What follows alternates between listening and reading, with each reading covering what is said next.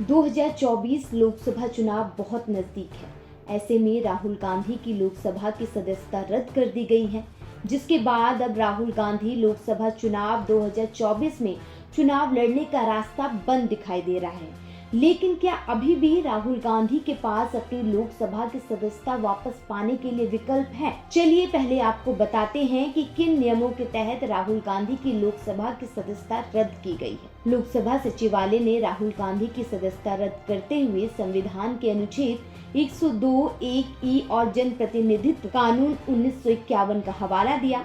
दरअसल जन प्रतिनिधित्व अधिनियम 1951 की धारा 8(1) और 2 के तहत प्रावधान है कि अगर कोई सांसद या विधायक हत्या, दुष्कर्म, धर्म, भाषा और क्षेत्र के आधार पर शत्रुता पैदा करता है या किसी आंतरिक गतिविधि या संविधान को अपमानित करने जैसे षड्यंत्र में शामिल होता है, तो संसद और विधानसभा से उसकी सदस्यता रद्द कर दी जाएगी।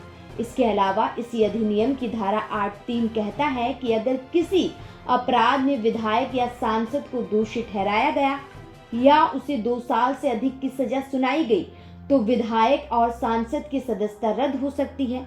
इसके साथ ही 6 सालों के लिए चुनाव लड़ने तक पर भी प्रतिबंध लगा दिया जाता है। हालांकि राहुल गांधी को सूरत कोर्ट ने 2 साल की सजा सुनाने के साथ ही 30 दिन की जमानत भी दे दी थी।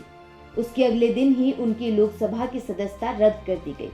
एक तरफ कांग्रेस के सभी नेता ट्विटर पर राहुल गांधी के समर्थन में कैंपेन चला रहे हैं। दूसरी तरफ कांग्रेस के ही नेता और वरिष्ठ वकील कपिल सिब्बल ने कहा कि राहुल गांधी को 2 साल की जेल की सजा के साथ ही एक सांसद के रूप में स्वतः अयोग्य हो गए थे। अगर अदालत सजा को निलंबित भी करती है तो भी ये पर्याप्त नहीं है। निलंबन और दोष सिद्ध पर भी रोक होना बहुत जरूरी है। राहुल गांधी संसद के सदस्य के रूप में तभी रह सकते हैं जब दोष सिद्ध पर रोक हो, यानी कि राहुल गांधी के ऊपर कोई दोष ही सिद्ध न हो। यदि किसी उच्च न्यायालय द्वारा फैसला रद्द किया जाता है तो राहुल गांधी को अगले 8 वर्षों तक चुनाव लड़ने की अनुमति नहीं मिलेगी। मतलब अब सब कुछ अपर कोर्ट के फैसले पर निर्भर करता है। इसके लिए सबसे पहले राहुल गांधी को सूरत कोर्ट के फैसले को अपर कोर्ट में चुनौती देनी होगी।